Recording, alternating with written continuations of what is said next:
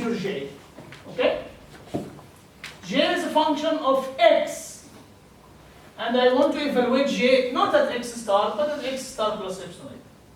So whenever I find x, I will replace it by x star plus epsilon A.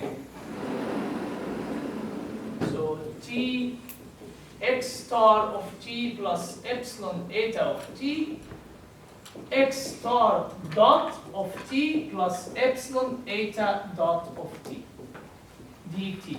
Any question that this is your f of x, or j evaluated at x star plus epsilon a. Any question about that? Any question?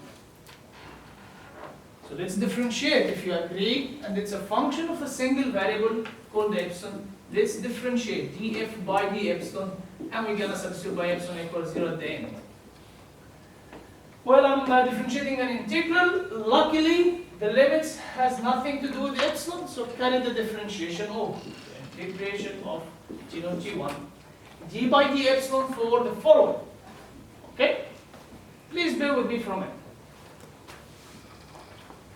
F is a function of three arguments, t, x, and x dot. Okay? Again, chain rule, partial f, partial first argument, partial f, partial t, times partial the first argument, partial epsilon, which is what? 0. 0. So partial f, partial t, times 0, plus partial f, partial the second argument, times partial the second argument, partial epsilon. What's that? Partial the second argument, partial epsilon, it's eta, right? Plus partial f, partial the third argument, which is x dot, because f intrinsically is a function of t, x, and x dot, as we agreed from before. So I'm differentiating f with respect to the first argument, chain rule, second argument, chain rule, third argument, partial f, partial x dot, times partial the third argument, partial epsilon. All derivatives have to be with respect to epsilon at the end. So this is eta dot, right?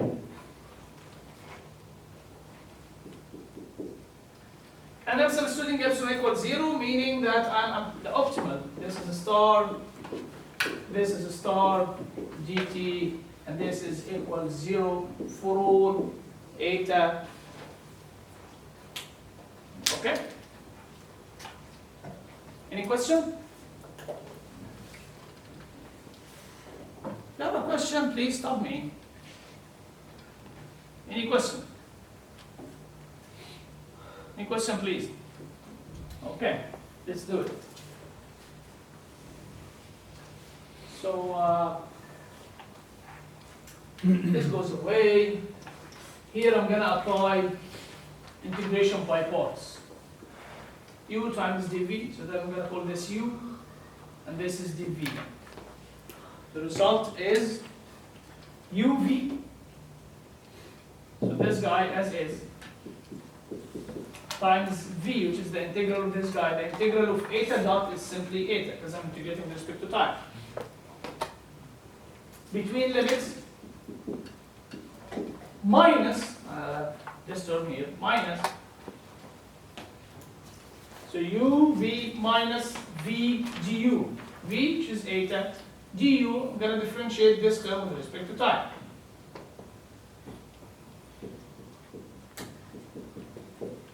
And I have this term from here as is.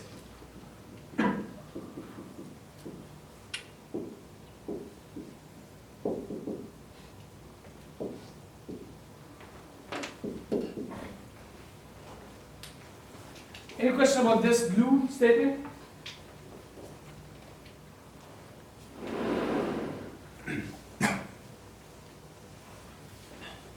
I told you I'll give you some time to write, just try to catch what we're doing here.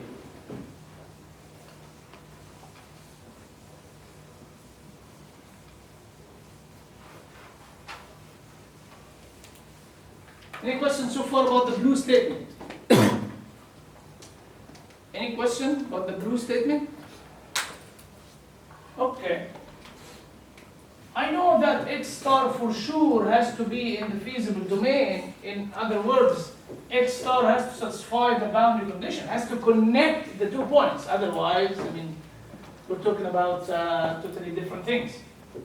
So x of t naught is simply x naught, and x star of t1 is simply x1. Okay? I also know and I require that x star plus epsilon eta also has to be in the design space, otherwise we're not doing a fair comparison, correct? So the addition of these two functions has to satisfy the endpoints as well. So x star at t naught plus epsilon eta at t naught has to be x naught.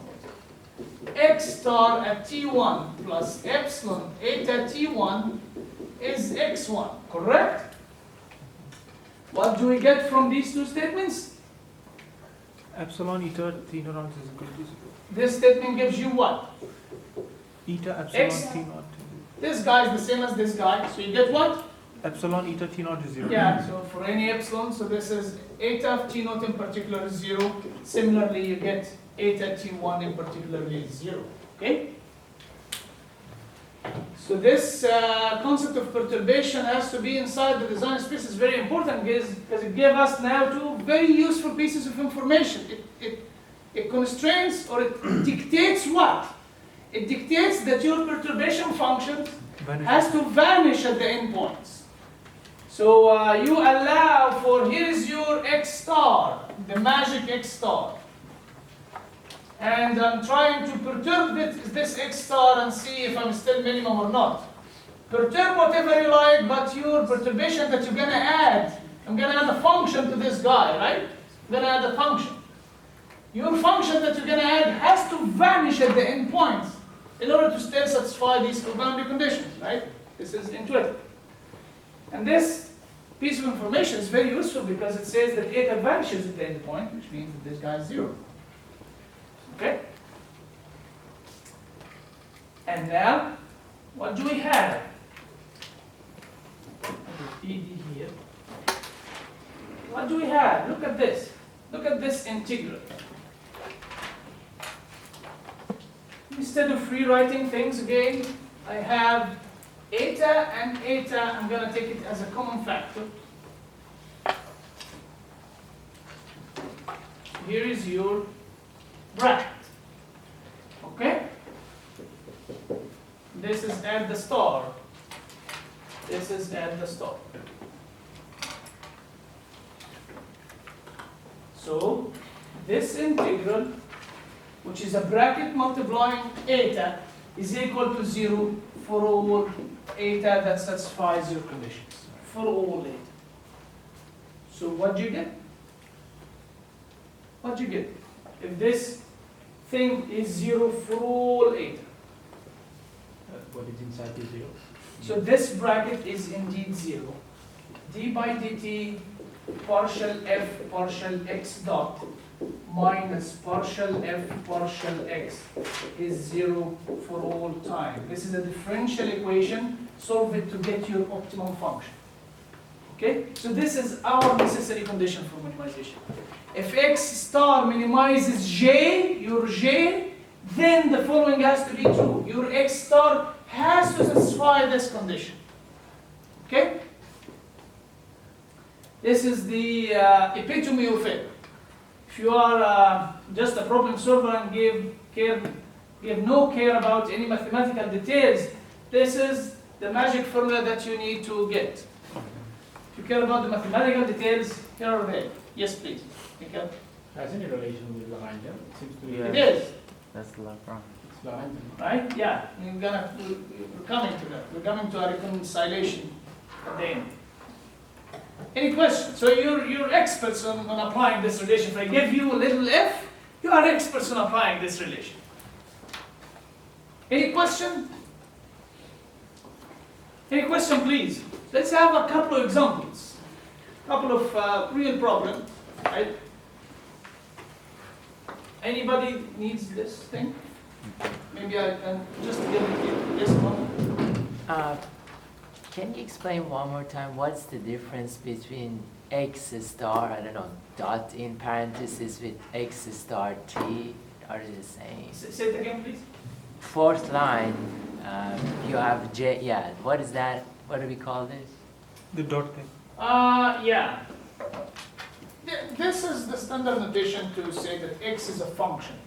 Of Because, anything? frankly speaking, x is a function of time, right? X of t is t squared minus t, right? I don't care if I call this t or v or u or, right? It's a function of a variable. So we call it x of dot. How do you represent it? Well, it takes t and gives you t squared minus t. The standard naming is this dot, but you can just ignore it here in this course and have it all t's, okay? Yeah, so it doesn't, Because it's as if I want to integrate this function, if I want to do any analysis of this function, integrate this function from 0 to 1. Does it really matter if this t is t or v? It's a dummy variable of integration. If you're going to differentiate this function, dx of t by dt, and substitute by t equals 2, does it really matter if it's t or v or whatever? It's dummy variable anyway. But that's okay. I mean, you can just replace any dot here with t. Any question, folks? Okay, I will give maybe a couple of examples. Anybody needs this? Okay. We have a necessity condition. That's awesome. Let's do the following. Let's do the following.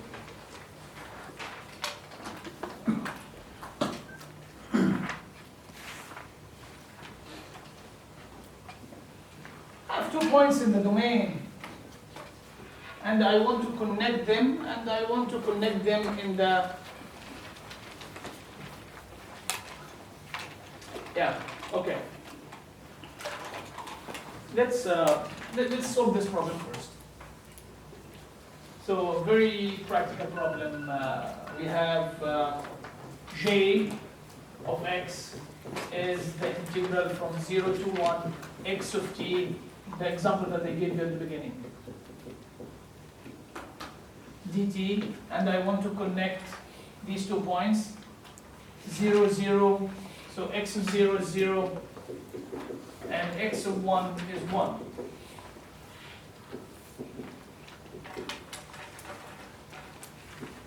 Okay, I want to connect these 2 points, and I don't know how to connect them such that to minimize this j. So please tell me, where is your f, little f? Here is my f. My f is the integrand of j, right? So little f is what? Is x squared plus x dot squared. Apply the necessary condition, and by the way, the necessary condition is called Euler-Lagrange equation.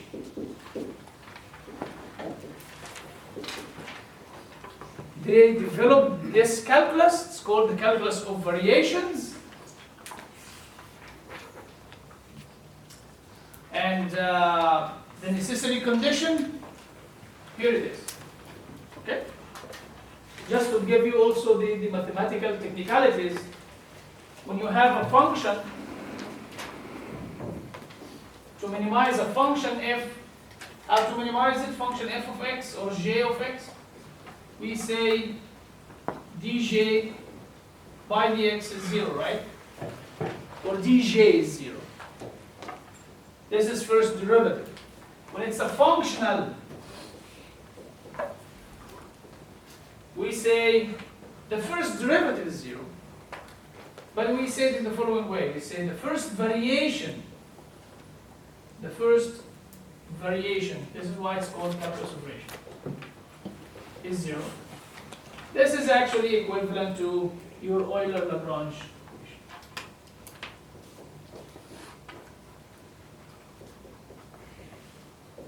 Euler-Lagrange equation. Sometimes you call it Euler-Lagrange necessary condition. This is necessary condition for minimizing functionals. Okay? So when you have any j, any integral now, any functional, and somebody asks you to get the first variation, here's the first variation, how we did it. Find f of epsilon and get df by the epsilon equals 0. This is the first variation evaluated at the point. Okay? Let's back to our problem. This is just to complete the technicalities. Let's continue our problem, please. Yeah, sorry for this, just side note. I'm given a specific j, which is a function, specific little function f, two specific endpoints. I want to solve this calculus operations problem. It's pretty easy. Get your little f, please. Apply your Euler-Lagrange equation. My Euler-Lagrange equation is d by dt, partial little f, partial x dot, this is 2x dot, minus partial little f, partial x, this is 2x, and this is 0 for all time. So let's get that, divide by 2, you get x double dot equal x. This is a differential equation. It's not algebraic for sure. There is no algebraic equation gives you a function. You're looking for a function from the beginning. I'm looking for a function. So what's the kind of equation that can result in a function? Differential. Yeah, it has to be either differential equation or partial differential equation or whatever, right? So if it's function form variable, then it's a differential equation. Or an integral equation, so it can't be algebraic. So it always yields a differential equation. Second order differential equation. X double dot equal x, just solve this guy. It's a linear differential equation. X of t is c1 e to the t plus c2 e to the negative t. Apply your two boundary conditions to get the two constants. And here is the solution.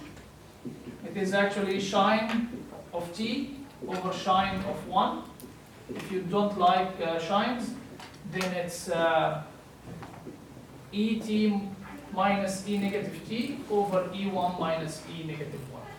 This is the optimum shape of your function. It's kind of exponential. This is the optimum shape. If you put sine, this will result in j. You have now a function, right? You have a function of t. Just plug it here and do the integral. Get a number. This will give you j star is 0.35. Actually, the sine and cosine, it's easy to get. Sine, its derivative is cosine, so sine square is 1. The result is 1. Sine and cosine are 1s. If you put the linear, you'll get 1.3 or something. So this is really a minimizer. But I want to emphasize something here. I'm given a j endpoints. I got my little f, so this red is the solution. Start with the solution. I got little f, I applied Euler-Lagrange, I got a differential equation. This is a typical procedure. Solve this linear. It's not necessarily linear. Solve this differential equation. You can solve it analytically or give it to MATLAB to solve it, or E45. Doesn't matter. Then you have a solution. What can you conclude about the solution? This is the important point. I got something here. Sine t over sine 1. What can you conclude about this solution? Is it really minimum or not? Test the necessary. What? You don't know. What? You don't know. Yeah. It's not You don't know. So all what you know is what? If Boundary there is a minimum, that would be it.